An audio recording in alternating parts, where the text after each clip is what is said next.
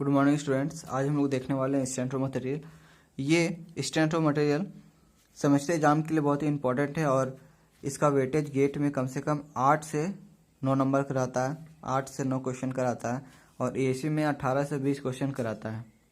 अगर आप सेमेस्टर के लिए पढ़ रहे हैं तो सबसे बेस्ट बुक ये वाला है, strength of material, R K. Rajput का एसचंद, ये वाला।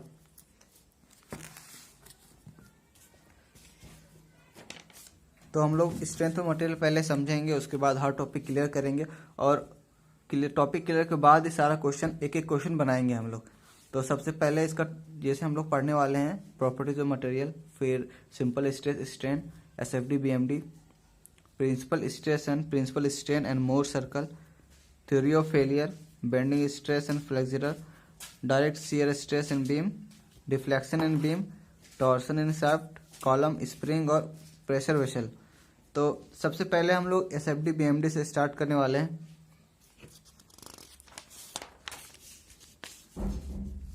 तो देखते हैं एसएफडी बीएमडी। जैसे कि इससे पहले हम लोग 3D ये वाला X axis, Y axis, Z axis देख लेते हैं। जैसे ये बीम है, ठीक है, तो ये वाला हो गया इसका एक्स एक्सिस, ये हो गया लेंथ, ये हो गया जेड एक्सिस, ये विड्थ और ये डेप्थ वाई एक्सिस।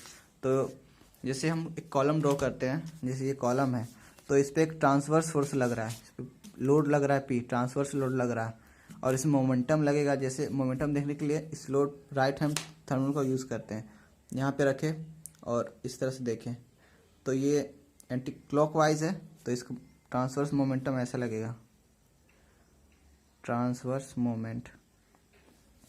और ये इसका हो गया एक्सियल फोर्स और ये हो गया एक्सियल फोर्स, ठीक है। तो एसएमडी बीएमडी निकालने से पहले हम लोग को पता होना चाहिए कि हम लोग एसएमडी और बीएमडी निकालते क्यों हैं। अगर आप कोई भी इंटरव्यू में या सेमेस्टर का वाइवा में पूछ जाइएगा या कोई भी एग्जाम में जाइएगा, वहाँ पे इंटरव्यू में आपसे पूछेगा कि एसएफडी बीएमडी निकालते क्यों हैं।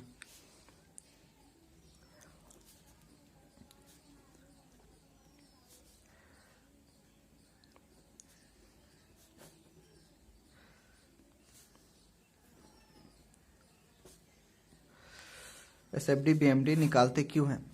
तो देखिए जैसे कि ये बीम है, ठीक है, तो इस पे एक लोड लग रहा है, ट्रांसवर्स लोड लग रहा है, तो ये ऐसे डिफ्लेक्ट करेगा,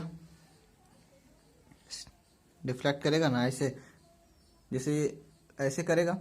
तो जब ये बीम डिफ्लेक्ट करेगा तो इस पे डिफॉर्म करेगा, तो इस पे दो तरह, सबसे पहले बेंडिंग स्ट्रेस, दो तरह का स्ट्रेस लगेगा, स्ट्रेस इस पे स्ट्रेस डेवलप होगा और सबसे पहले बेंडिंग स्ट्रेस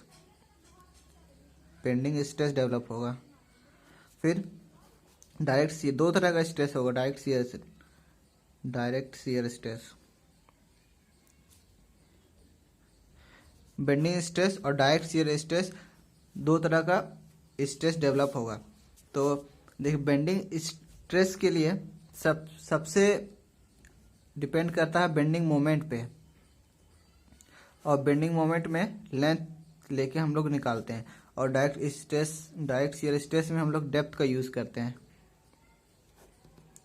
देखिए अगर जैसे कि बीम है तो सबसे बिना एसएफडी के हम लोग बीएमडी निकाल सकते हैं, और बिना बेंडिंग मोमेंट के हम लोग बेंडिंग स्ट्रेस नहीं निकाल सकते हैं। तो इसीलिए हम लोग बेंडिंग मोमेंट हम लोग को बेंडिंग स्ट्रेस हम लोग को चाहिए, इसीलिए हम लोग बीएमडी निकालते हैं। इसीलिए हम लोग बेंडिंग स्ट्रेस चाहिए होता है, हम लोग इसीलिए बेंडिंग मोमेंट निकालते हैं। तो जैसे कि देख लीजिए, मान लीजिए हम लोग का बेंडिंग मोमेंट कुछ आया, बीएमडी हम लोग निकाले 2.1 निकाले, ठीक है। तो जैसे ये बीम है, मान लीजिए ये बीम है, ठीक है, तो हम लोग कहीं भी एक पॉइंट कट करते हैं, जैसे यहाँ पे हम पॉइंट कट कर दिए, यहाँ पे एक पॉइंट कट किए, जैसे 2.1 आया तो हम लोग 2.1 पे एक पॉइंट कट किए और इस पे हम लोग मैक्सिमम बेंडिंग स्ट्रेस निकाल लिए। तो हम लोग का आया मैक्सिमम बेंडिंग स्ट्रेस 10 मेगापास्कल। अगर आगे मान लीजिए एग्जाम्पल की तरफ बता रहे हैं, जैसे यहाँ पे 2.1 पॉइंट है तो हम लोग यहाँ पे आया मैक्सिमम बेंडिंग स्ट्रेस 10 मेगापास्कल। तो हम लोग 12 मेगापास्कल का मटेरियल लेके बीम डिज़ाइन कर दिए। यही अगर हम लोग बेंडिंग मोमेंट नहीं निकाले होते तो हम लोग को पता नहीं होता कि किस पॉइंट पे मैक्सिमम बेंडिंग स्ट्रेस है मेरा। तो इसीलिए जैसे हम लोग नहीं निकाले होते तो कोई भी पॉइंट ले लेते, जैसे यहाँ पे 3 पे कट कर दिए, 3 पे बेंड कट कर देते हैं और यहाँ पे हम लोग मैक्सिमम बेंडिंग स्ट्रेस निकाल लेते हैं।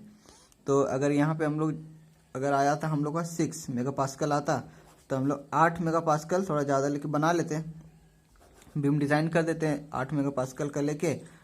लेकिन हम लोग का 2.1 पे मैक्सिमम है 10 मेगापास्कल, तो यहाँ पे आके बीम फेल हो जाता है। इसीलिए हम लोग बेंडिंग स्ट्रेस निकालते हैं, मैक्सिमम बेंडिंग स्ट्रेस पता करने के लिए। और ये जो बेंडिंग स्ट्रेस है और डायरेक्ट शियर स्ट्रेस है, ये बीम का स्ट्रेंथ से ज़्यादा नहीं होना चाहिए। इसीलिए हम लोग इसको निकाल के चेक कर लेते हैं कि कहीं ज़्यादा तो नहीं है। तो चलिए हम लोग इस स्टेप बाय स्टेप करते हैं। सबसे पहले हम लोग देख लेते हैं इसका type of support. Type of support देख लेते हैं तो कितना टाइप सपोर्ट होता है। सबसे पहले होता है रोलर सपोर्ट।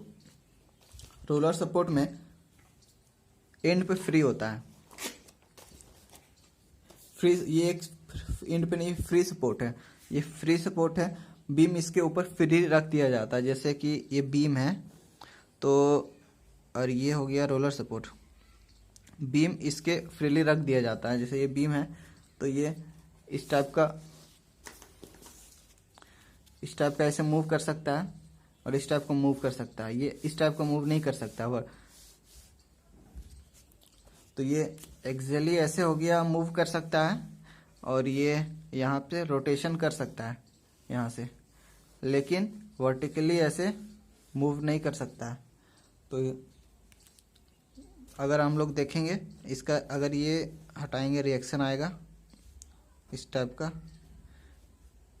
ये है रिएक्शन, तो VA आएगा इसका रिएक्शन। और दूसरा टाइप का होता है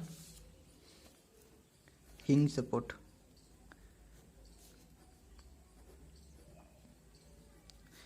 हिंज सपोर्ट, ये इसको पिन सपोर्ट भी बोलते हैं।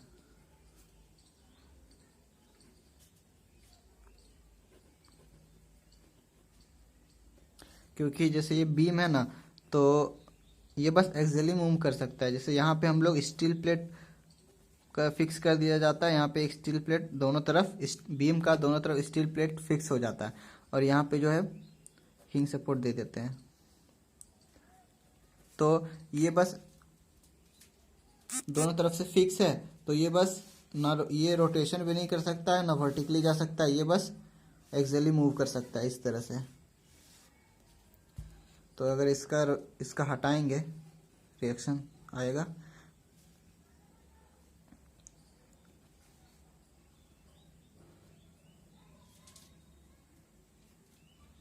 इसका 2 रिएक्शन आएगा, इसका आएगा यहाँ HA और इसका आएगा VA।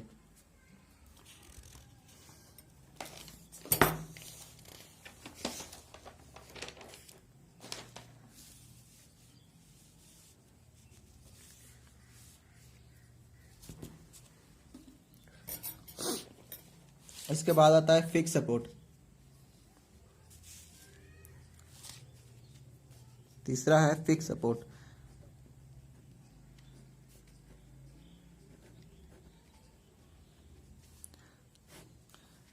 ये फिक्स रहता है।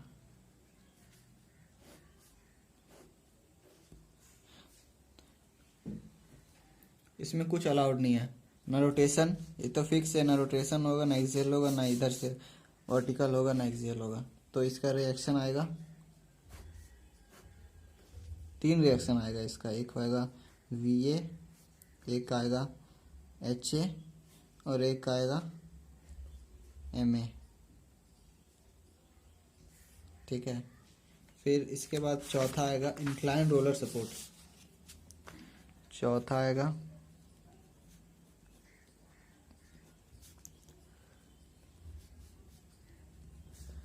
Incline roller support.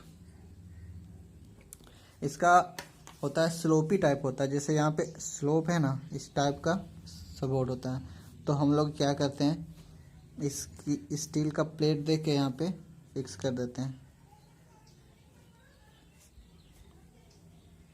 तो इस जैसे ये सब ब्रिज व्रिज में इस लगाते हैं, ब्रिज में अलाउ रहता है, इसमें अटैचमेंट दे के प्लेट दे के फिक्स कर दिया जाता है, तो इसका रोटेशन मिलेगा।